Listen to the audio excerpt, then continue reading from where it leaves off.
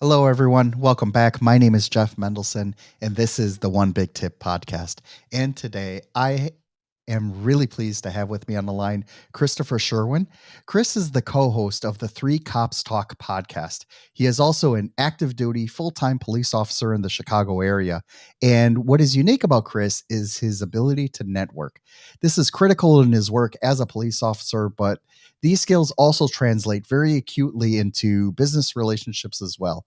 So, in this episode, we're going to chat about what you need to know about getting out of your comfort zone and talking to everyone. So, Chris, welcome to the show.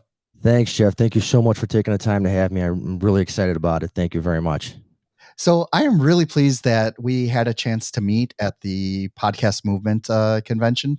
And what I was really taken aback by was your, just your very, just the forwardness in your, in your personality that you just came through and like, here, this is what I do, this is how I do it.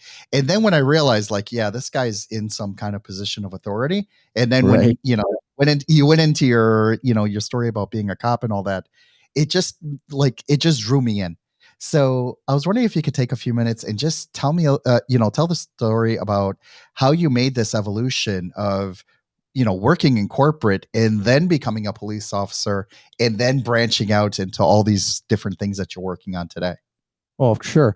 So I always grew up wanting to be the police. And I went to college and I got my master's and I started getting jobs in finance. And so I was always very much kind of a type A personality. I guess I still am. And basically what happened was I was in corporate and with the dream of always being the police, we had a situation in the office one day where it was a domestic situation. The police came in, handled the situation. And at that moment I knew, hey, listen, you got to go, you got to follow your dream and live the life you want. So I did that. And once I became the police, I still have the entrepreneurial spirit and I started a security business.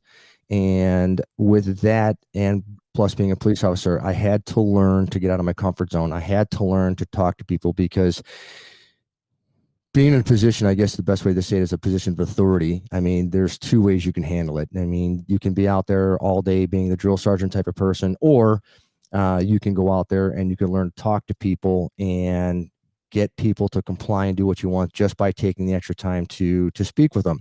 And it was very, very tough for me. I mean, I had to force myself to go out and be able to network with people.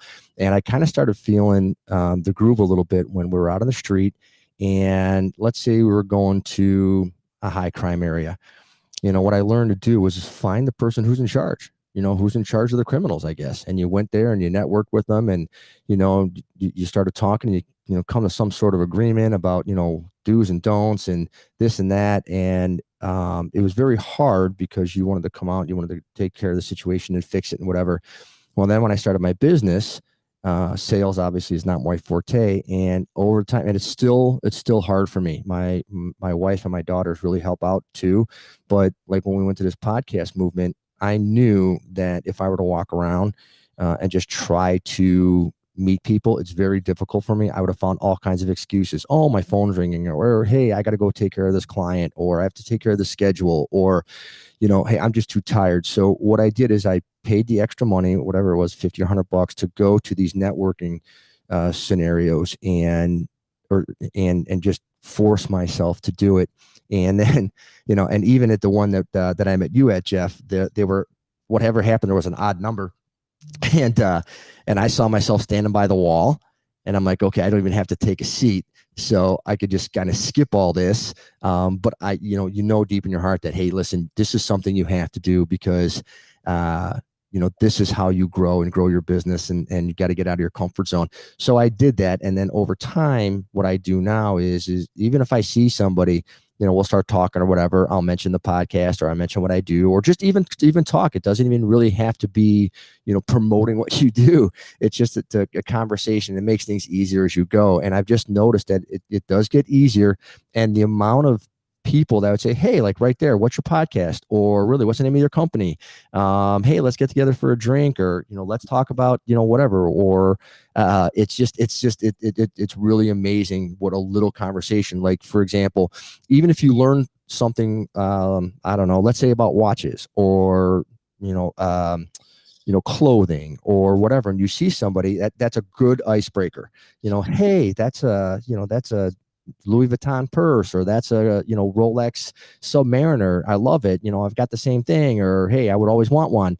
Some little thing that if you can be, I don't want to see an expert on, but just something for an icebreaker has really, really helped me kind of come over to her. And trust me, I'm telling everybody right now, I would rather be in a firefight than to network, because it's in my comfort zone. Networking is not in my comfort zone, but you have to do that. And all the little nuances that you think may not work, like even if you're at a bar, you're like, yeah, that guy's not going to really do anything for me, or that girl's really kind of like whatever, or just reach out. Hey, what's the worst that can happen? Did they tell you to go away, or they shut you down? Hey, at least you tried. What's interesting about that is, in your position as a police officer, that badge and that gun, gives you a tremendous amount of authority. Now, not all of us are blessed to, to be able to go into a situation with that kind of authority, right? Right. That's why we're using microphones, right? Because when you put a microphone in front of somebody, Right. It's like all of a sudden it's like, whoa, wait a second. You're really, your authority does get elevated as well, by doing that, right? Right. And and I think what's really interesting about your story is that you have been working on both sides. It's not just about going in and taking charge of a situation, but it's going in and taking charge of your situation, Right. right? Right. Where you can choose to be the wallflower at a convention, not talk to anybody, just smile and hopefully someone will come up to you. Or you can actually go out there and make your time there as useful as possible, Right. and make it work for you. And I think that's part of the secret sauce. What a lot of people need to learn. All those introverts that are around us. I'm one of them as well. I mean, I was the kid that started in high school, right? Yeah. Now I'm in front of a mic, Right. Right. and I think what's really interesting about that is you need to almost act as if, right? Act as if you are the best networker. Act as if you are the best, person to talk about these situations, right? Right. And or what ifs too. Like, as a policeman, we drive around and like, well, what if this guy jumps out here or whatever. So I do only if, but I also do what ifs. Hey, what if this guy or what if this girl has 50 million followers and that's going to push me over the edge? Or what if this person can say, hey, go to such and such a company and they'll do this for free, and you'll get your mission out to 100,000 people. And it's funny because that's what I have to do in my head. And also it's like, okay, if I go into a situation, whether it's going to be at the networking for my podcast or my business or at the police department, what if I go in there, and obviously if the situation is not violent or whatever, what if I go in there and I ask them about them? The way things turn around, and I don't care if the person's suicidal, I don't care if they're having a bad day, if you show some empathy and concern for them, it's a total game changer when it comes to networking. And I even see that, and even when you're at the conference, hey, quick Google their name or whatever. Hey, so and so, I see you wrote a book or whatever. I haven't read it yet, but can you tell me about just the little nuances? If you show that you have some empathy and you care and you have knowledge about them, it's a game changer, bro. Game changer. Amazing stuff. So I want to talk a little bit more about how you network, right? So you've already explained a little bit about, how networking has helped you, on your various jobs, right? Both both as a podcaster and a policeman, and and your the way you're able to navigate this, in your professional career. What kind of tips can you give about networking that you think will help out everyone else who's listening today? I think the couple big tips about networking is you got to take a self-evaluation of you, and you have to be truthful. Like for me, it's very difficult when I go to a restaurant or to a bar or to go out there and and take the initiative. And I know that about me. It's just something that I have to chip away at every day. And I'll be honest with you, I don't know if I'm ever gonna be that guy that comes in the room and says, hey, what's up? I don't think I'm gonna be that guy. but I get better at that, and I make that a goal every day. Today I'm going to say hello to one person or two people. And then I also, my wife, who's been a salesperson forever, she's very outspoken. She's very high energy. My daughters, they're young, and they're high energy, and they talk to everybody, which I'm blessed that they do. I also, when I'm in a family situation, I count on them to help me, and they've learned to help me out too. But I think if you take a self-evaluation and just say, hey, listen, I'm no good at that. It's like undercover work. I can't, there's no way. I mean, I walk into a room and I scream cop. I don't care how long my hair is or how many tattoos I got. I just do. But that's a self-evaluation that, there's some things that you just have to chip away at. And I would just say, take a self-evaluation, and everybody's good and or not good at something. I mean, it just has to be honest. And I'm not upset. I'm not depressed.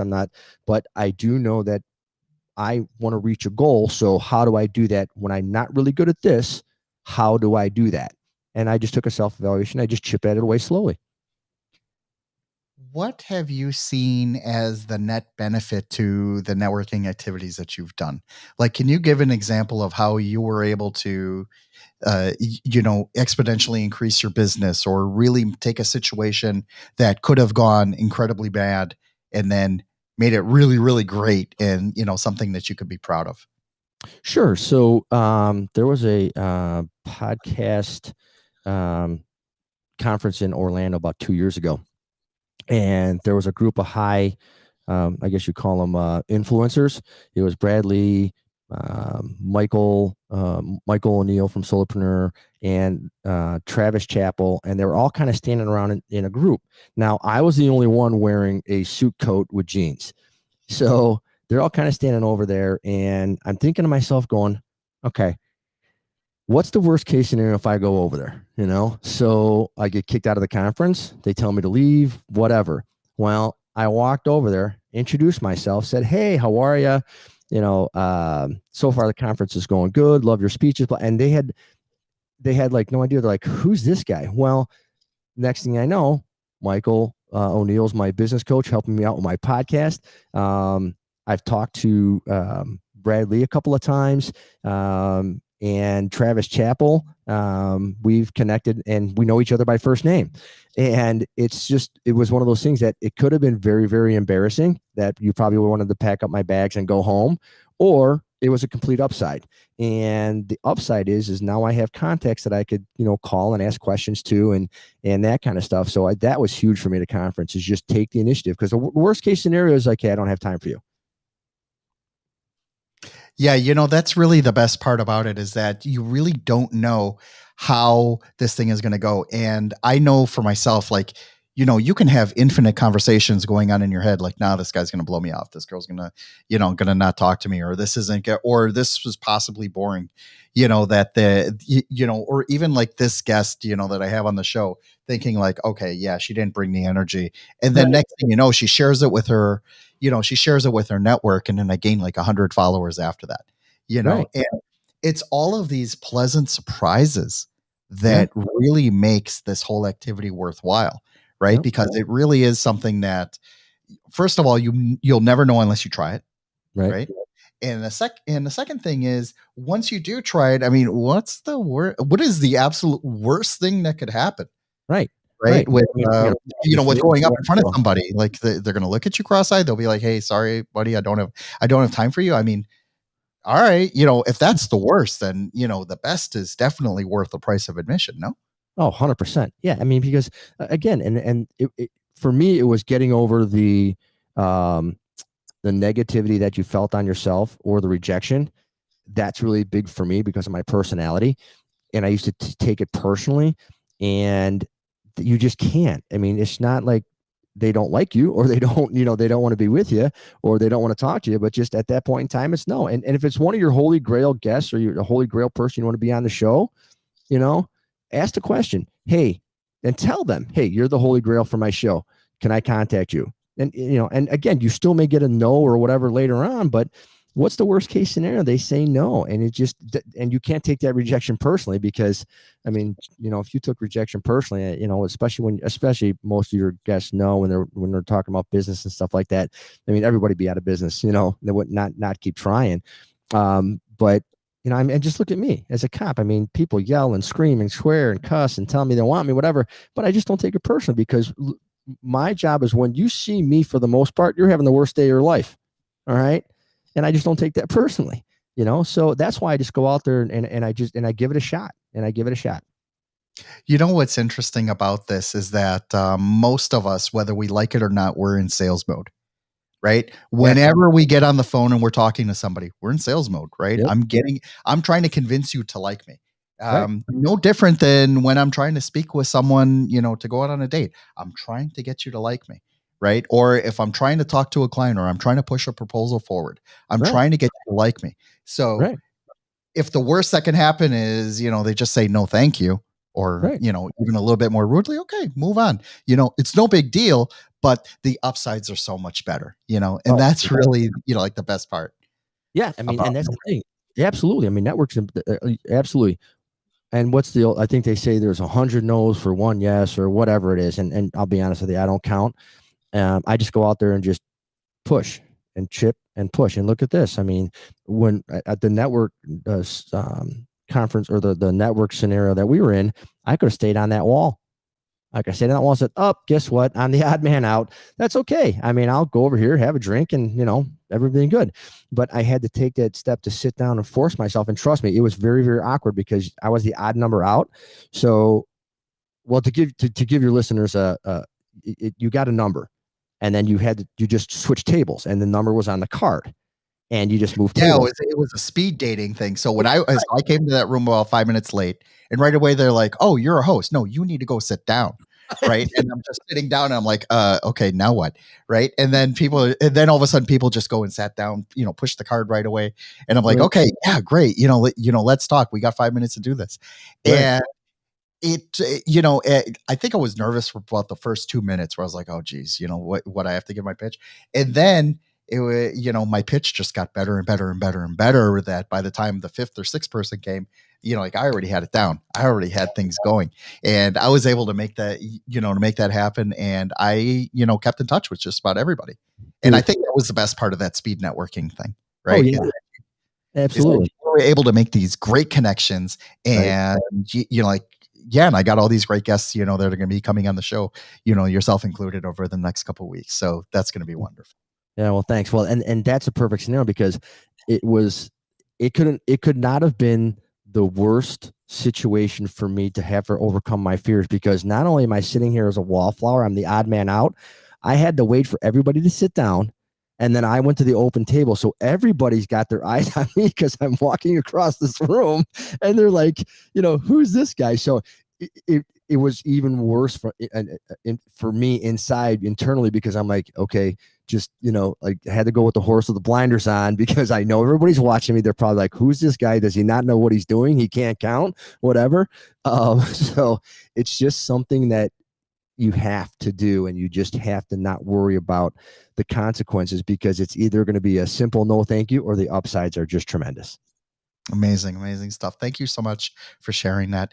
Chris, can you please let everyone know how they can learn more about your podcast, about your business, and how they can reach out to you directly if they want to learn more? Sure. Instagram is 3 Cops Talk, the number 3 Cops Talk. Same on Facebook. Facebook, also my personal is Chris Sherwin, ChrisSherwin. And you can catch me on LinkedIn, Chris Sherwin. And the name of the company is Ultimate Security Investigations of America. And then 3 Cops Talk, you can email me at 3copstalk@gmail.com, the number 3copstalk@gmail.com. Go on the website. All the episodes are there. And if anybody wants to give a suggestion on a show, so the show's basically, or the show's foundation and mission is to bridge the gap between communities and the police based on all the craziness that's going on. If you have a suggestion for the show or you have a question, lay it up there. We'll get to it for sure. Thank you. Amazing stuff. Thank you so much for joining me today. This has been a lot of fun. I love nerding out on this stuff, and it really is great to get a different perspective, just on doing, some of the more common things, like networking. You can talk to 10 different people and get 12 different answers. So Yeah. I think that a lot of people will get some inspiration out of this. Thank I you so much for joining me thank today. you. Thank you so much for having me on. And again, everybody, this is all from networking. Thank you so much. I appreciate it, Jeff. I really do.